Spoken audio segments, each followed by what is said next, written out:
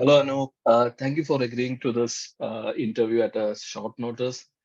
And it is great catching up with you after such a long time. So let's get started. So tell me something about your background. Hi, Surya. Thanks for this opportunity. It is great to catch up with you again. Uh, and all the best for this new initiative of learning from people in the industry.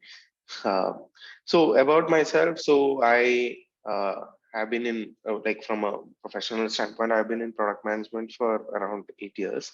And I also have worked as a developer before that for 3 years in Oracle. Um from an education point of view, I have done my electrical engineering and an MBA from IIM Lucknow. In product management, I have basically worked in a variety of companies, from very early stage startup to big companies with more than 10,000 plus employees, to a company which was growing very fast from probably around 20 customers to maybe 100 plus customers, right? So that's my background at a high level from a career point of view. I have, from a hobby point of view, I keep following sports like cricket, Formula One, tennis, and all.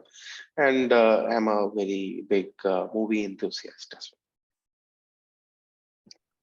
Thank you, Anoop. Can you tell me something about how you got interested in product management? well. Yeah, product management as a career would have kind of sprung up during my work at Oracle as a developer.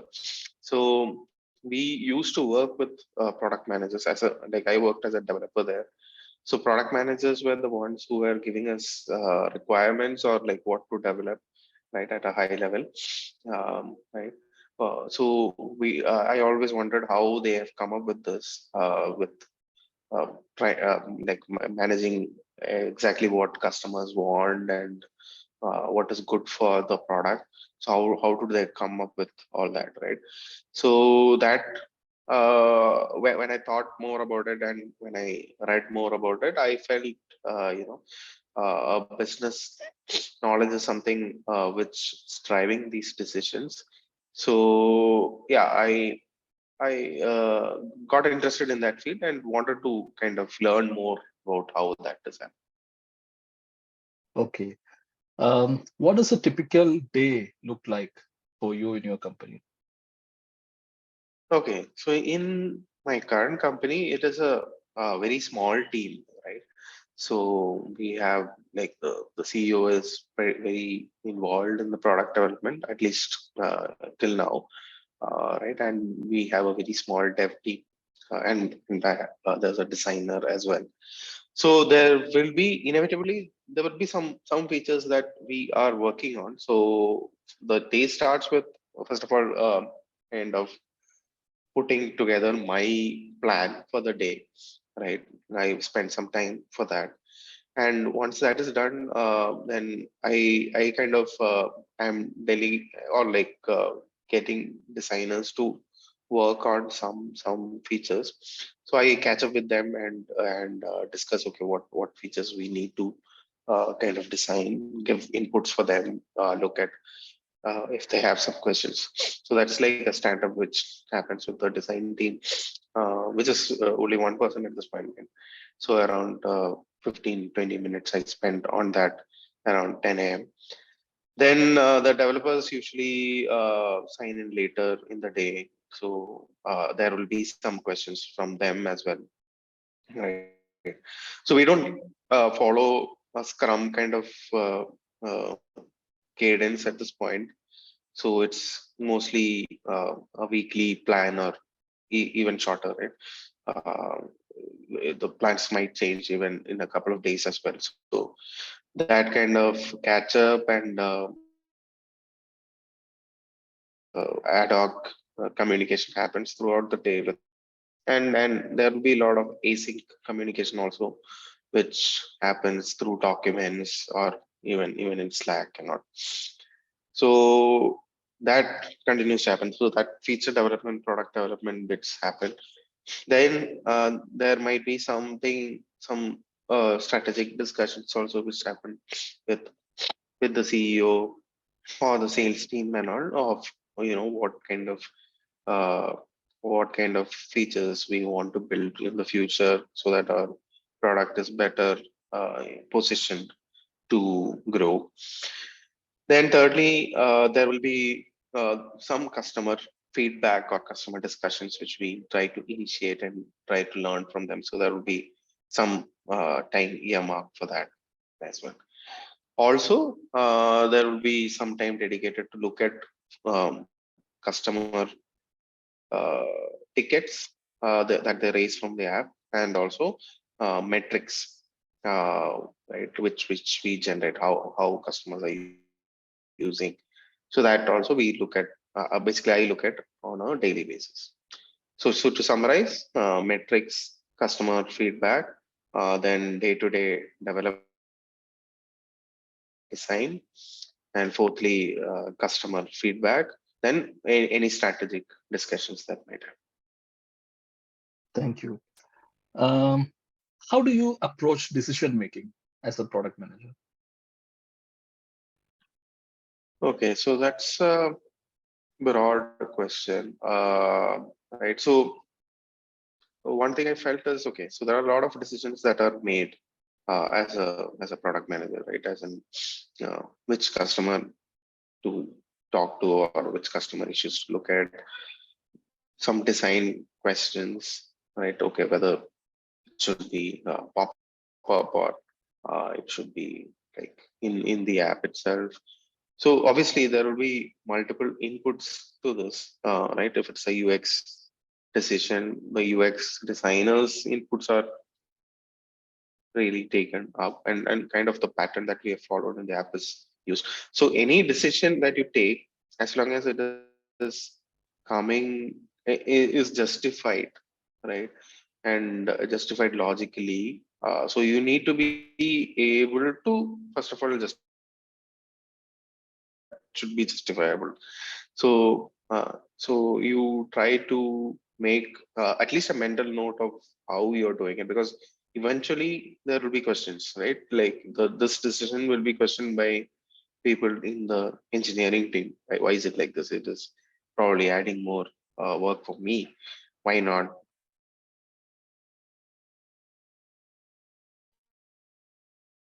So all the questions should be backed by logical reasoning and data as much as possible. If there is no data, especially in this case where we are building a feature for the first time, so in that case also you try to justify why it's important. Maybe you give references of existing products, or some general products that you use that people are accustomed to. So this is how it works, right? So people will kind of use it intuitively. So you need to have justification for all the decisions that. Thank you. So, can you explain some memorable projects that you have worked on till now? Okay, so memorable projects. So I would say one of the projects that I did in high radius, right? Like there will be memorable moments everywhere, um, but I felt also was this one that when I was in high radius, we worked on a product that was a new product, or like new product line in itself, right? So so this was basically different from what we were doing in iRedis, in the sense that it was uh, we were uh, trying to connect to physical devices, making some action happen in a physical device, and take that input and and the workflow continued in our app. Right? So that involved a lot of research of each of the components, selecting. Obviously, there was always a build was by decision for each of the stages. So we were able to do those analysis and build this out within a month, right? With a like maybe 2-member dev team. Right? So that was a very interesting experience, and the kind of impact it had. Like even till now, when I'm talking to people in Hyderabad, there is a mobile app developed out of it, and that is a significant because of that product as well. Yeah. Okay, thank you. What do you think are the challenges facing product managers today? Okay, so product management by definition is a challenging job in the sense it's not defined. The definition of the job changes by the company or by the product that you're working on, and and uh, and what all you should do to make yourself successful. That kind of evolves or is very different, right? Maybe in one company you don't have to talk to customers at all. Maybe you have like a customer success team, right? In one company you there's no customer success team, there's no support team, so you are that team also. So you might be focusing only on that, right? And maybe in some teams, uh, it's like all internal people, right? Internal stakeholders. So then it becomes a question of how you govern overall operations. The internal people also might be busy with their own tasks. Maybe they are not giving that importance to this, and your product is suffering. So you will have to figure out what needs what needs to be done to make your product and the team that you're working with successful. So that's kind of demanding to figure out what it takes and to execute that on an ongoing basis. Thank you. Uh, how do you stay motivated and continue to learn and grow as a product manager? Yeah. So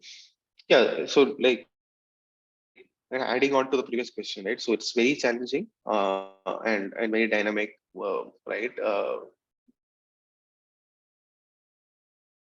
From probably I won't say it is it's not challenging as a software developer. You know very clearly, like if you do this, then you will be successful. You just have to kind of execute, right? Execute in a great manner. That takes skill and effort, but it's more challenging, I would say. So that kind of motivates me in pushing myself, learning from others, learning from resources. So it's always constantly learning, constantly reinventing yourself. So without motivation, you definitely cannot succeed in product management. What are some of the tools, software tools that can help a product manager in his day-to-day work? Okay. Yeah, one of the most important things is calendar, right? Managing calendar properly, right? Even whatever tasks you need to do should be on your calendar, so that you are able to do, because product management, there will be multiple things to do in a day. You cannot kind of say, oh, I am working on this, so I won't work on anything else, right? Today, right? I am working on maybe a strategic roadmap, and I don't want to listen to any customer because you cannot stop that, right? So there need to be some a lot of calendar management which is happening. So for that, again, Google Calendar is a very easy way to manage, or like any calendar, it doesn't really matter. So that's one.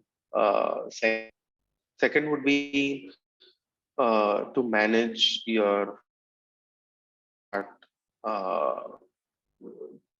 tools like maybe Notion or uh, a good documentation tool which you like to use, right? Even Google Docs, right? Google Docs also makes the documentation and finding out things later very easy, right? By bookmarks or like how you organize the document, that that is very useful. So getting a hang of those documentation tool would be useful.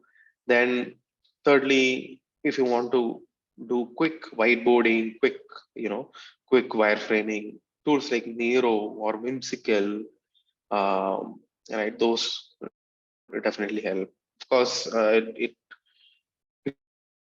probably you don't need to spend so much time on Figma, but then yeah, knowing the basics of Figma also is helpful. But I would prefer to work on something like Whimsical or Miro, where I can very quickly convey my thoughts to designers, and then they can take it forward. So that I feel is more leverage for a product manager. Um, yeah, so that's at a high level. So organizing your time, organizing your thoughts, right, and able to and being able to communicate that quickly to designers. These would be the tools I use. Thank you. What would be your advice to someone who is starting out in the product management career path?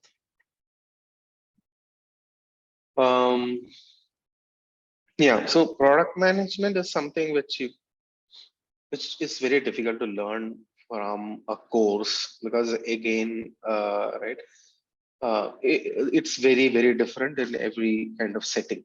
So you need to kind of learn it through apprenticeship. So first few jobs are very important. So try to give more more more weightage to the kind of people you are working with, the managers that you will get there, or yeah, the kind of growth the company is going through, more than probably your initial starting package or the size of the company, right? So